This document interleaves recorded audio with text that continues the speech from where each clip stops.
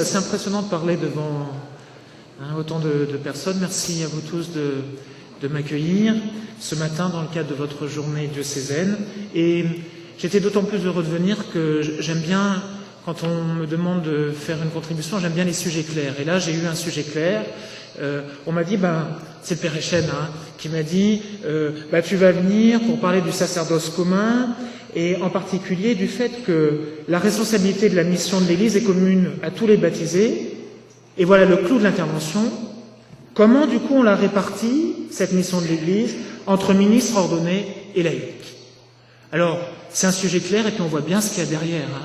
Concrètement, dans le fonctionnement de nos paroisses, on voit bien ce qu'il y a derrière. Ce qu'il y a derrière, c'est des relations très concrètes entre des ministres ordonnés et des laïcs. Et peut-être que ça vaut le coup d'essayer ce matin un petit peu ensemble de creuser ce qu'il y a derrière ça, quels sont les enjeux de cela, en particulier pour vous qui êtes membres de AP. Alors, cette question, je l'attaque directement, vous voyez, dans la question, elle est souvent aujourd'hui traitée de la manière suivante. D'ailleurs, le pape l'a fait avec les évêques qui sont allés le voir là, de notre province tout récemment. Elle est souvent traitée de la manière suivante. Il y a le sacerdoce commun et le sacerdoce ministériel.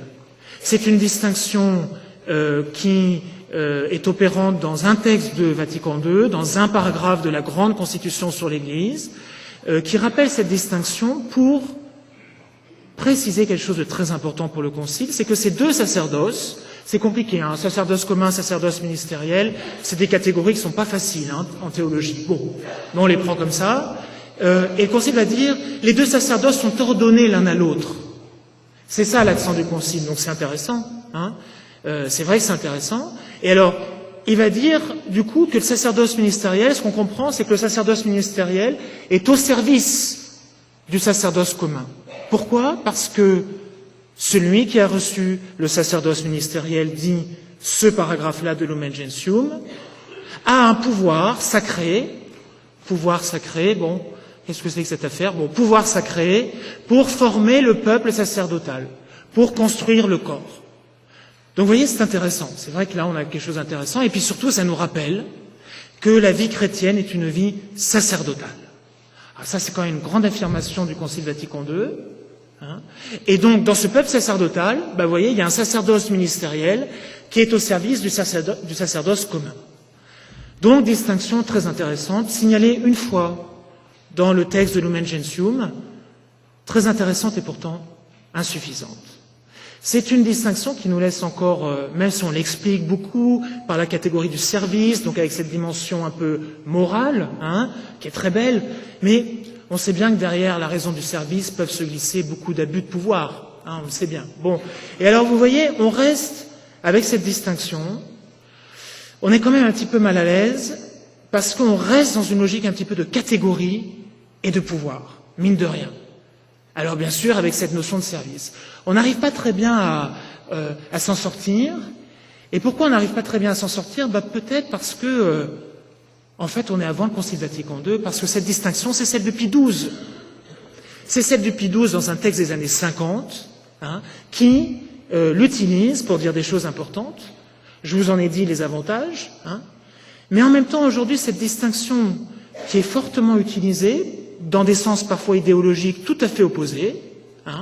On utilise beaucoup cette distinction pour faire de l'idéologie, dans des sens complètement opposés. Mais en fait, cette distinction, aussi intéressante qu'elle soit, ne dit pas, ce qui va être, vous allez voir, central dans ma réflexion d'aujourd'hui, la nouveauté de ce que dit le Concile Vatican II sur le ministère, et en particulier sur le ministère des prêtres et des évêques. Dans cette distinction, tout aussi intéressante qu'elle soit, que je viens de prononcer, il y a un mot que je n'ai pas prononcé encore, je vais le prononcer tout à l'heure, qui est le maître mot au Concile Vatican II pour comprendre le ministère des prêtres et des évêques, et donc pour comprendre notre relation, nous, chrétiens, avec ces autres chrétiens que sont les prêtres et les évêques. D'autre part, cette distinction de Pie XII, sacerdoce commun, aussi riche soit-elle, la vie chrétienne est une vie sacerdotale, dans toute mon existence doit être offerte à Dieu. Eh bien, cette distinction sacerdoce commun, sacerdoce ministériel, ne me permet pas de souligner la très grande nouveauté de ce que va dire Vatican II sur les évêques, et ne me permet pas, ou peut-être de trop loin, de rendre compte d'une pratique de l'Église aujourd'hui. Cette pratique, c'est quoi? C'est que l'Église célèbre le sacrement de l'ordre. Et je crois qu'on a toujours intérêt, quand on réfléchit sur les EAP, par exemple, de se dire mais pourquoi l'Église célèbre-t-elle un sacrement de l'ordre, finalement? On entend, disons-le carrément, on entend parfois des gens qui disent « Oh, dans les paroisses, les laïcs font tout tourner, c'est très bien. Pourquoi des prêtres ?» Franchement, pourquoi le sacrement de l'ordre?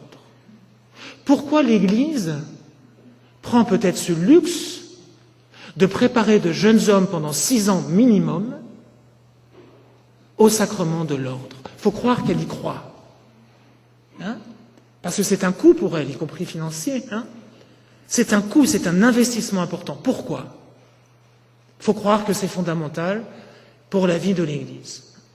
Et c'est peut-être là-dessus, c'est peut-être, vous voyez, maintenant je vais entrer avec vous dans le vif du sujet, comment entendre cette relation entre les ministres ordonnés, il va être surtout question des prêtres aujourd'hui et de l'évêque et des évêques. Je ne peux pas traiter de la question des diacres, mais je pourrais le faire une autre fois. Mais pour traiter, vous voyez, cette dimension relationnelle entre les prêtres et les autres chrétiens, il va falloir un petit peu forcément qu'on fasse le point sur cette question. Pourquoi un sacrement de l'ordre, sachant qu'il y a un mot magique que je n'ai pas encore prononcé et que je prononcerai, qui sera le grand mot de Vatican II pour parler des ministres ordonnés. Alors, avant de rentrer, je vais vous proposer tout simplement ce matin 2 grandes manières de voir, qui sont légitimes, qui ne sont pas à opposer, qui sont tout à fait légitimes et qui, à mon avis, se complètent. 2 grandes manières de voir en ecclésiologie catholique, voyez, la relation, finalement, entre les prêtres et les autres chrétiens. 2 grands modèles, en particulier dans les paroisses où se joue la question aujourd'hui des EAP. Cette grande réalité de l'Église que sont les EAP. Mais avant d'entrer dans la présentation de ces 2 grandes logiques, si vous voulez, de ces 2 grands modèles, juste un petit rappel, mais Monseigneur Blacard l'a déjà fait avant. Nous parlons aujourd'hui de communauté fraternelle de foi. Nous parlons de pôle missionnaire. Vous avez 2 expressions qui nous disent combien, si je veux aborder cette question prêtre, autres chrétiens, etc., je vais m'intéresser forcément, ce dont il s'agit, c'est de l'Église. Et l'Église, va dire le Concile Vatican II, est une réalité complexe. Oui, c'est vrai. C'est une question qui est difficile, qu'on ne peut pas aborder comme ça à la légère. Pourquoi? Parce que, le Concile va le dire fortement, l'Église vient de Dieu. Donc vous voyez, avec ma petite logique humaine, ça va être difficile de la comprendre. Parce que l'Église, ça relève du projet de Dieu, qui est en marche dans l'histoire. Avant de vous présenter ces 2 grandes logiques, d'abord une petite précision, mais qu'a déjà faite Monseigneur Blacard, sur laquelle je reviens rapidement. Finalement, on s'intéresse à quoi aujourd'hui dans la pauvreté? Parce que c'est vrai que le contexte de notre Église est pauvre, c'est pas facile aujourd'hui d'être chrétien. Et c'est pas facile en particulier de vivre en paroisse, de faire vivre une paroisse. Et dans les années 80, il est vrai qu'il y a eu un changement important dans le code de droit canonique, vous voyez, dans le droit de l'Église. On s'est mis ce qu'on ne faisait pas avant, parce qu'avant on parlait de la paroisse par l'intermédiaire du curé, on parlait du curé et des fidèles, et puis c'est dans ce contexte que venait la paroisse.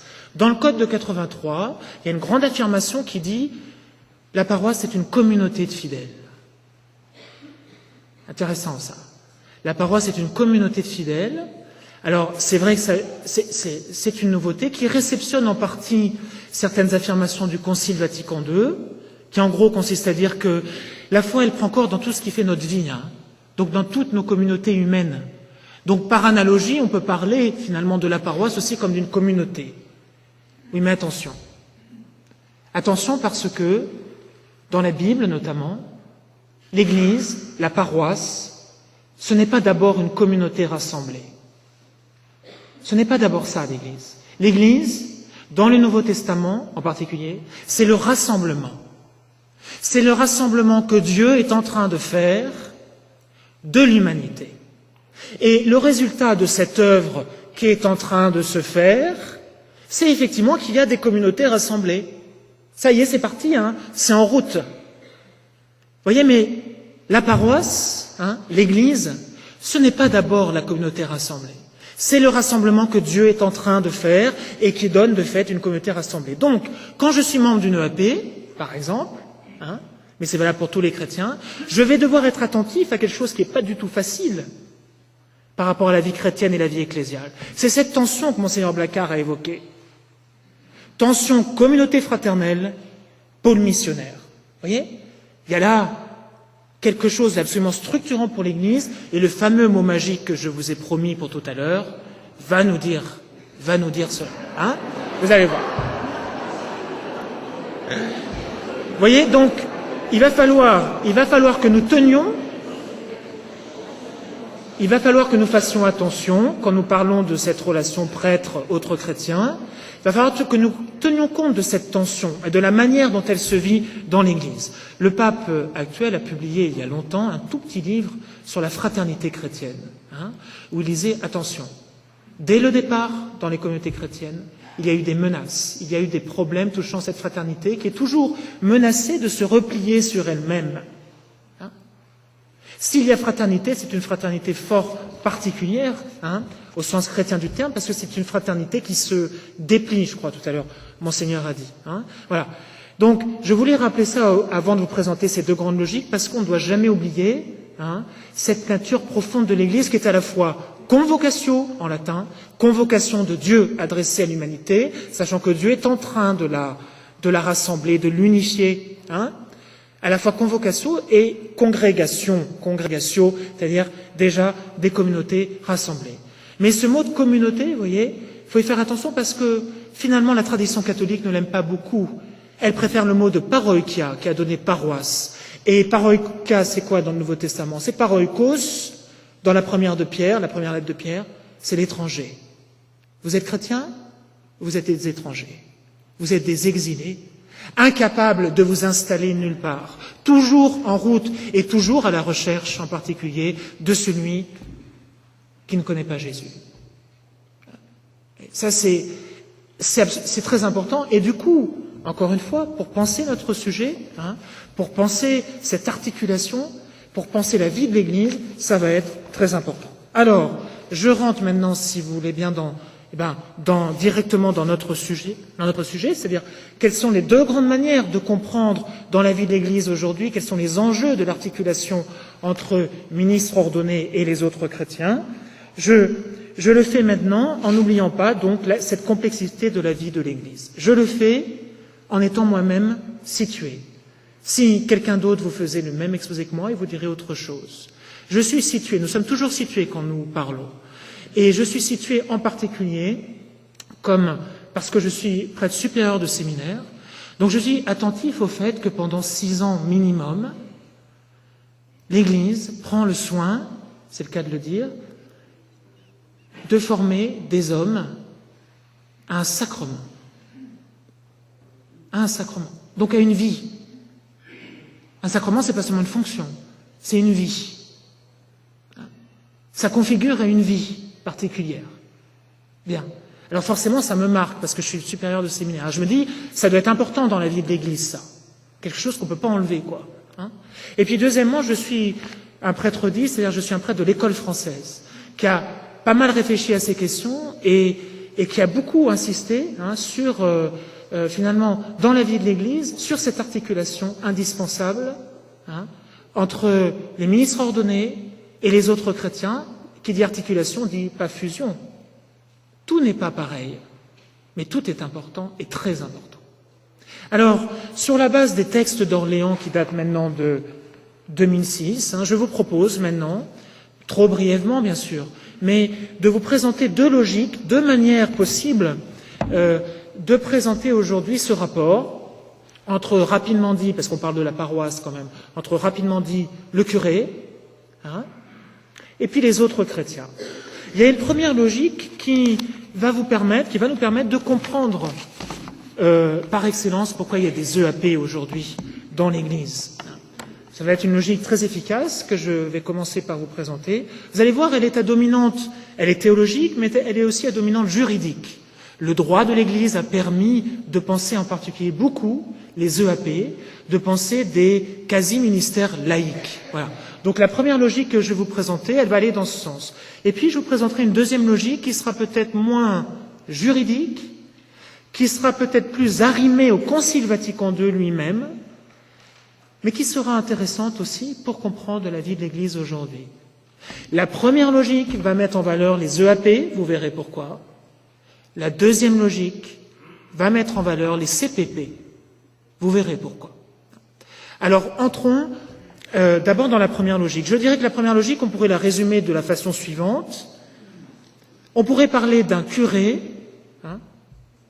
si je prends le cas de la paroisse, d'un curé qui serait président d'une communauté, vous voyez, avec l'ambiguïté de ce terme, curé, président d'une communauté, avec l'aide ou le concours de laïcs. Curé, président d'une communauté, avec l'aide ou le concours de laïcs. C'est quoi la logique qu'il y a derrière cette affirmation qui rend bien compte de la vie de l'Église aujourd'hui?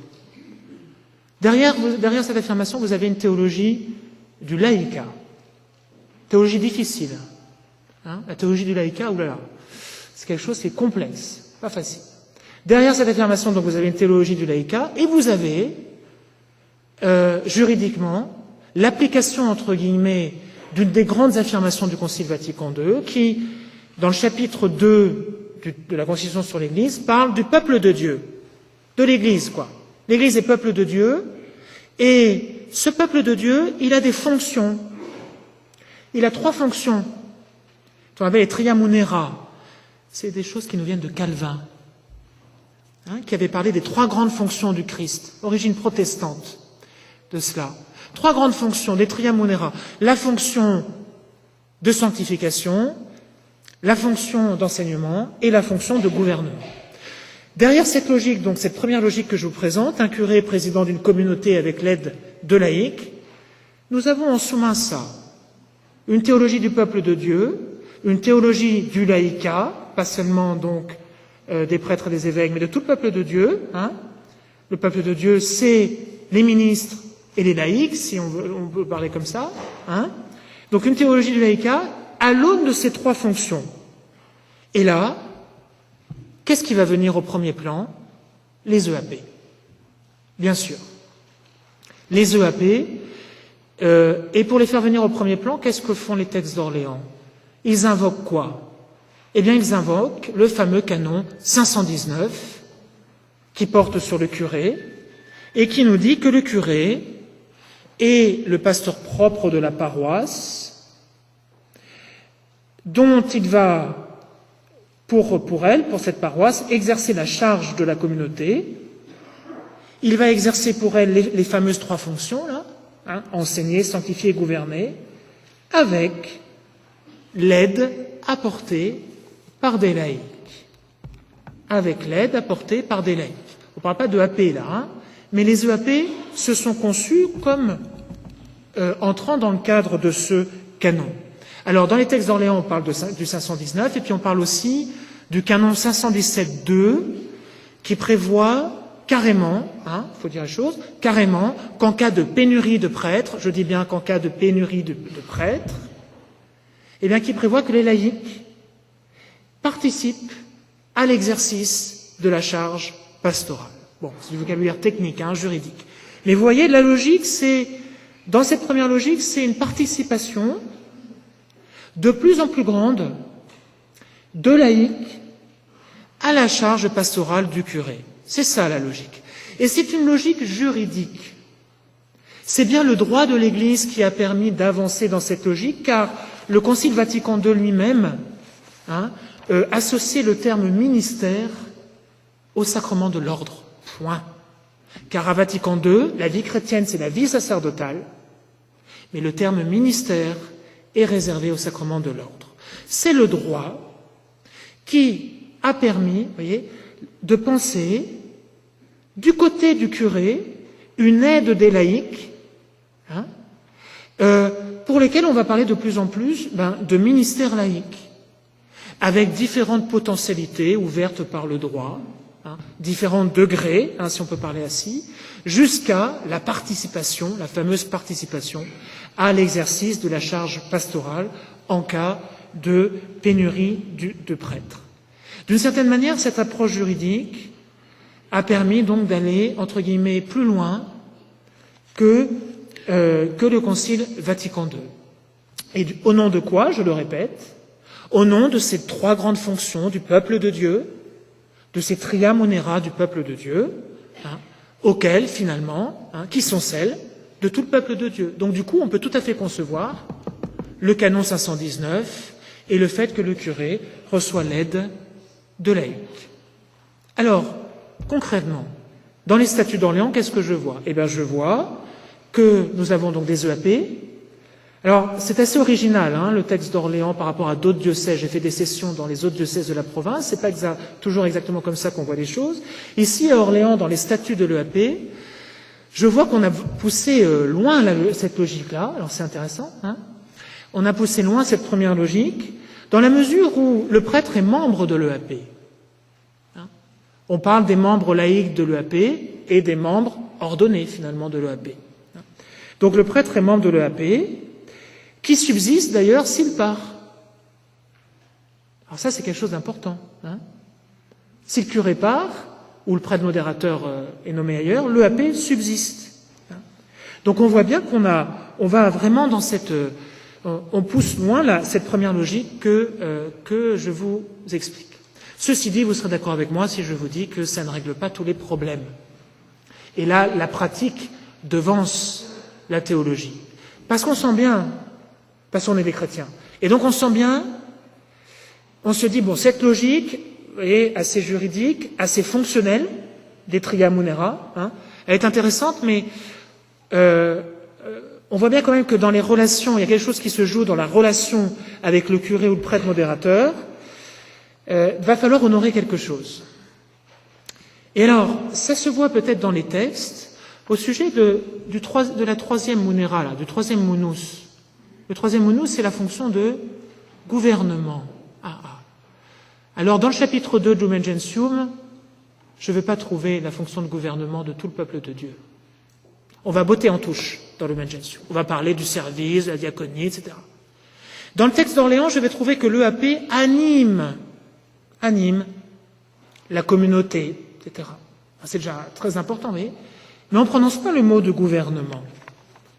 Et pourquoi on ne le prononce pas? Pourquoi on ne le prononce pas? Parce que on a conscience que le gouvernement est d'une nature tout à fait spécifique.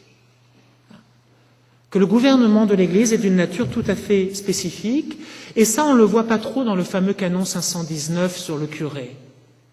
Parce que le canon 519 sur le curé énonce les fameuses tria munera, dit que le curé les exerce, c'est sa charge pastorale de les exercer pour la communauté. Oui, mais voilà, cette approche un petit peu juridique ne dit pas tout du ministère du curé, qui doit obligatoirement être un prêtre.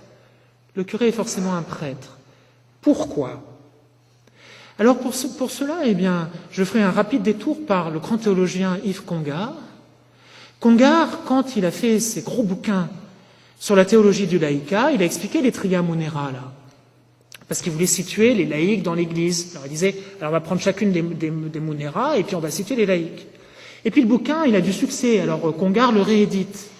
Et dans la 4e ou 5e audition, je ne sais plus, Congar dit, attention, je me suis trompé. Pour penser les chrétiens, le laïcat dans l'Église, je ne dois pas seulement parler des tria munera, car la vie de l'Église ne peut se réduire aux tria munera, au risque d'être vue de manière très juridique. Il faut compléter les tria munera. Il n'y a pas que les tria munera. Il y a deux autres choses, dit Congar. La vie communautaire et enfin le mot magique que je vous avais promis, l'apostolat. L'apostolat. Or, ce n'est pas tout à fait un hasard si dans un séminaire, la vie d'un séminaire, entre parenthèses, est axée sur ces deux réalités, la vie communautaire et l'apostolat. Vous voyez, ce que ne dit peut-être pas suffisamment cette première logique, c'est le fait que le gouvernement de l'Église est de nature tout à fait spécifique, et ça c'est la grande affirmation de Vatican II qui achève un travail commencé à Trente, poursuivi à Vatican I et qui l'achève à Vatican II, qui consiste à dire quoi? Qui consiste à dire que le gouvernement de l'Église, et en premier lieu celui des évêques donc, a trait aux apôtres, à l'apostolat. Et cela se voit comment? Dans la pratique du sacrement de l'ordre.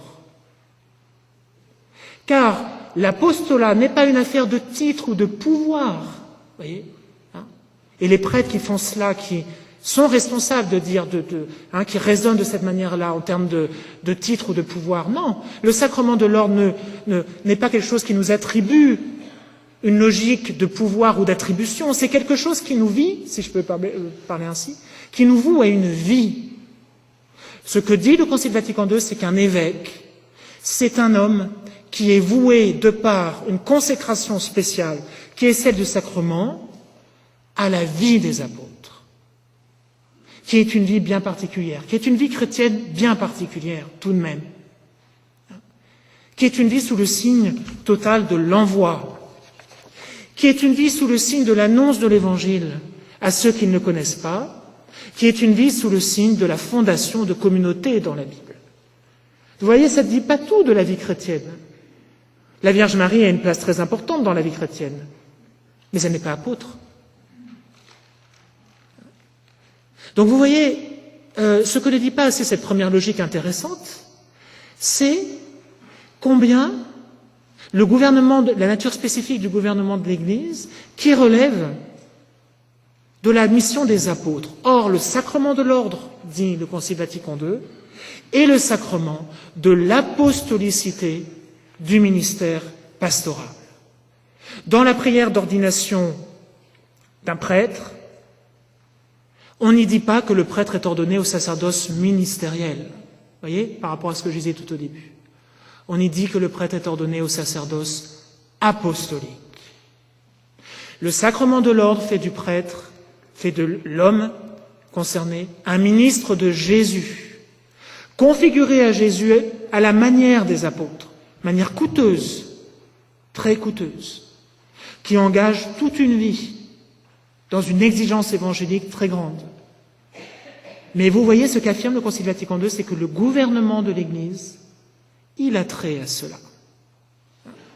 Il a trait à cette vie-là, à cette vie des apôtres, auxquels les évêques succèdent, et dont les prêtres sont des collaborateurs. Donc, vous voyez, dans cette première logique, d'un curé président d'une communauté avec l'aide de laïcs, on a une logique intéressante, mais en même temps, qui peut-être n'honore pas toujours tout, parce que pour l'EAP, la question qui va se poser dans sa relation au prêtre, ça va être de dire, cette conscience, vous voyez, que ce qui est en jeu dans le prêtre, c'est la fidélité aux apôtres et la nature apostolique de l'Église, qui est en particulier envoyée à ceux qui sont loin, qui est une logique de la croix, qui est une logique de la suite du Christ, de don de nous-mêmes. Et normalement, nous, prêtres, nous devons témoigner de cela. C'est une logique très missionnaire. Voilà. Et c'est cette logique qui préside, nous dit le Concile Vatican II, au gouvernement de l'Église. Alors ça, dans les statuts des EAP, on le voit. On le voit bien parce que on réfère le travail de l'EAP à cette première mission de l'Église d'annoncer l'Évangile à tous les hommes. Vous voyez, mission très apostolique de l'Église. Le premier monus d'enseignement ne suffit pas à dire ça. C'est ça que disait Congar. Congar disait, j'ai oublié l'apostolat. Or, l'apostolat, fondamentalement, c'est l'annonce de l'Évangile à ceux qui ne le connaissent pas. C'est une vie risquée. La vie d'apôtre, c'est une vie risquée. Alors, bien sûr, toute l'Église est apostolique, bien sûr. Mais au sein de l'Église apostolique, dit Vatican II, certains sont configurés d'une manière spéciale à la vie des apôtres, et le gouvernement de l'Église fait corps avec cette vie-là. Et là, nous avons quelque chose de très fort que le droit ne peut pas dire complètement. Vous voyez ? On a là quelque chose de très profond, que dans la vie des EAP, il va falloir honorer dans la relation avec le prêtre.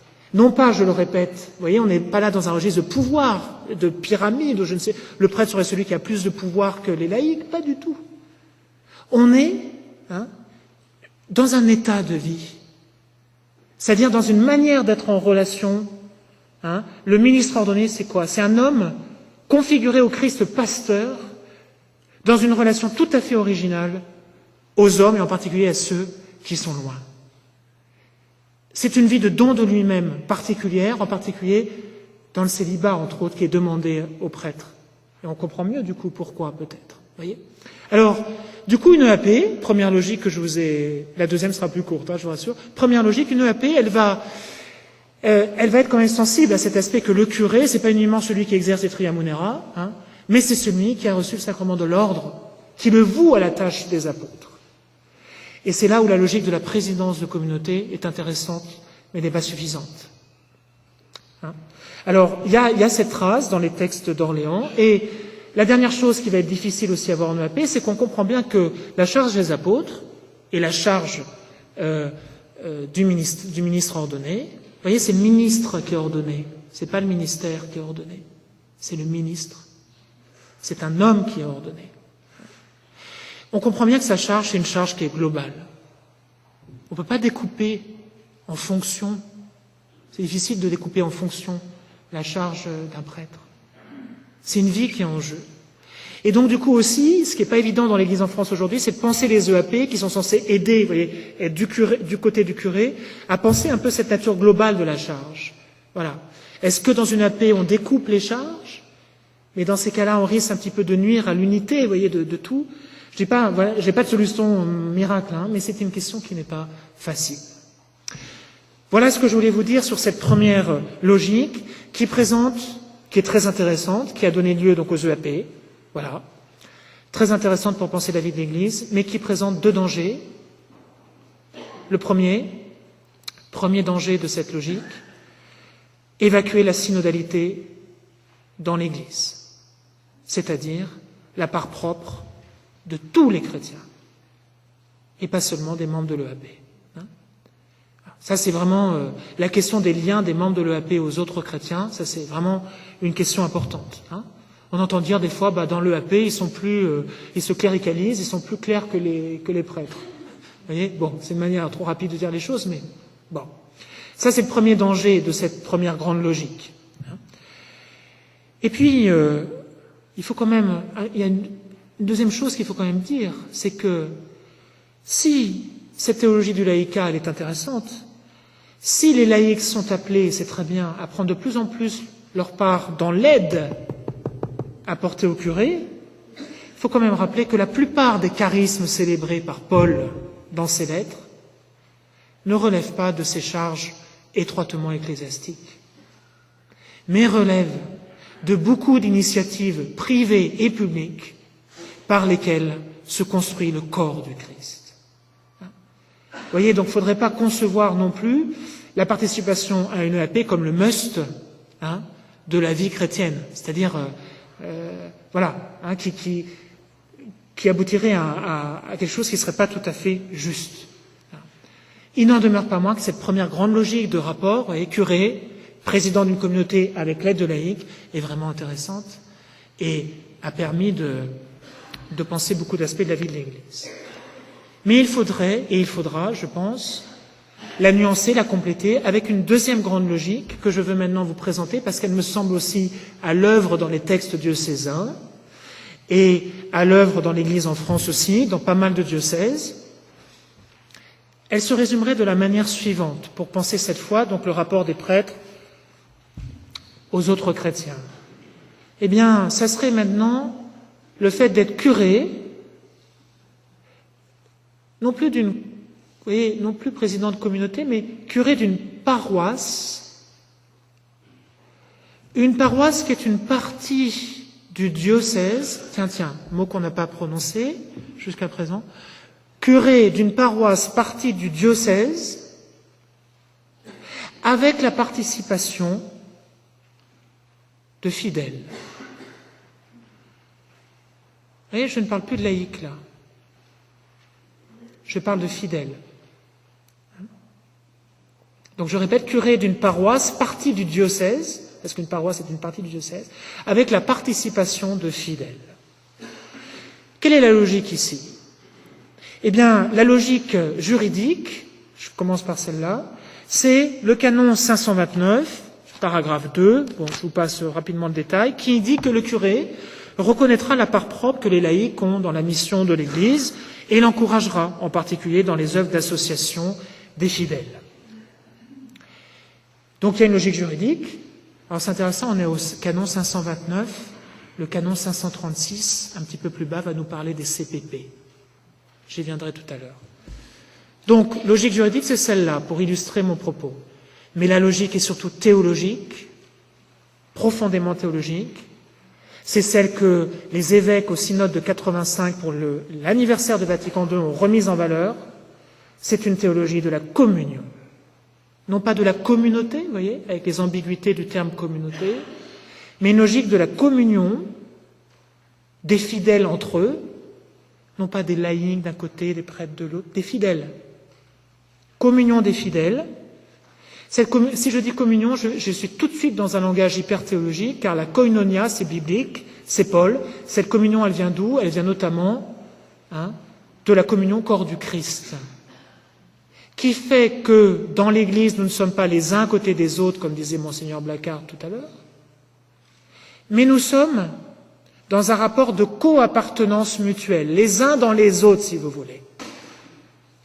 Nous ne sommes pas les uns à côté des autres comme une association un peu loi 1901, si vous voulez.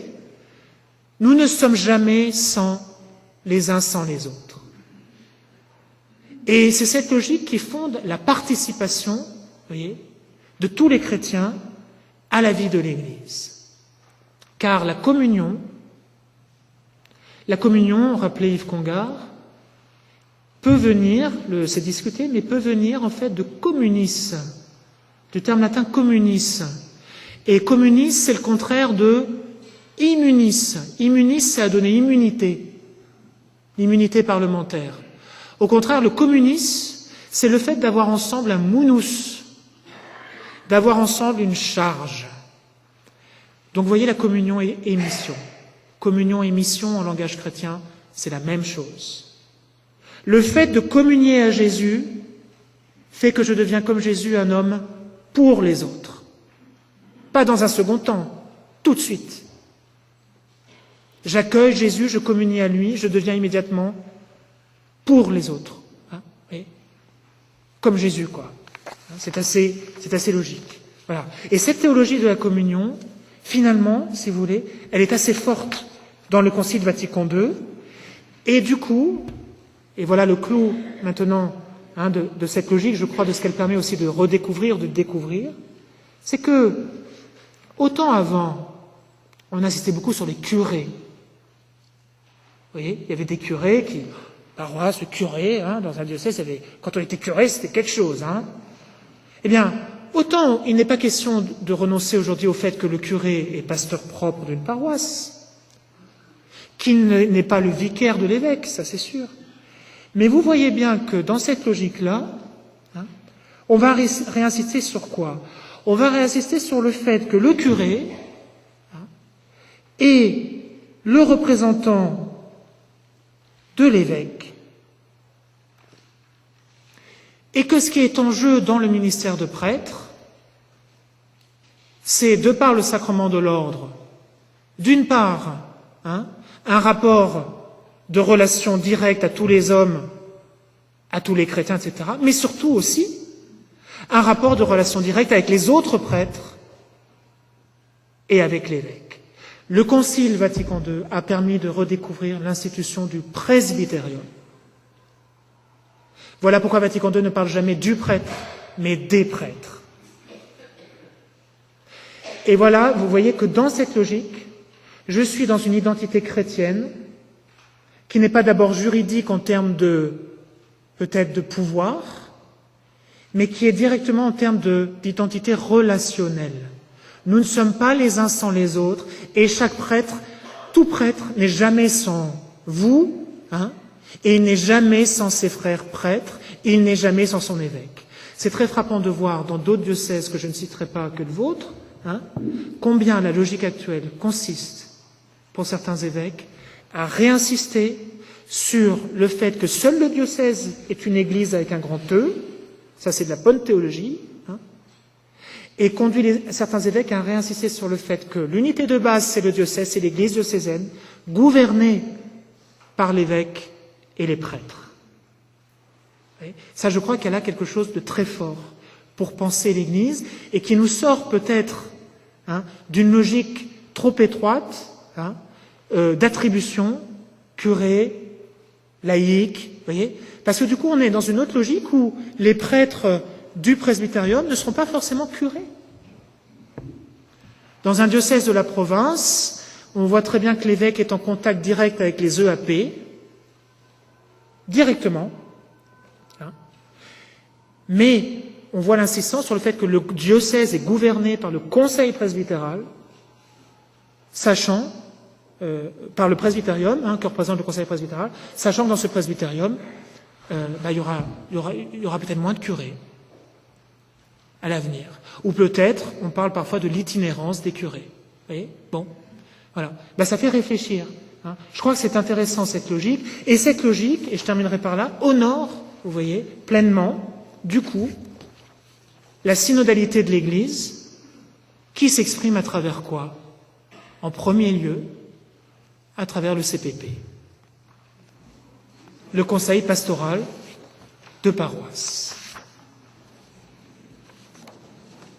dont vous avez également les statuts, dont on a des statuts dans le texte d'Orléans, qui va représenter l'expression institutionnelle de la synodalité de l'Église. Alors, je pourrais ici vous commenter, mais je ne suis pas compétent pour le faire, le fameux canon 536 qui parle du CPP, dont on prétend un peu vite, dit le canoniste Patrick Valdrini, qu'il n'est pas obligatoire et qu'il n'a que voix consultative. Patrick Valdrini dit attention, c'est une très mauvaise interprétation des canons, car si le conseil pastoral de paroisse est laissé à un jugement d'opportunité de l'évêque diocésain, c'est une question d'opportunité, ce n'est pas une question de nécessité. Le conseil pastoral de paroisse est nécessaire à la vie de l'Église. D'autre part, dit Valdrini, on dit souvent que le conseil pastoral de paroisse n'a que voix consultative, donc le curé n'est pas lié par les décisions des laïcs, entre guillemets. Pareil, commentaire du canoniste, attention, car comment expliquer cette voix consultative ? C'est parce que le curé doit aussi assurer l'unité avec tout le diocèse. Et cette unité avec le diocèse peut parfois justifier le fait de ne pas considérer sur tel ou tel aspect la voix du conseil pastoral.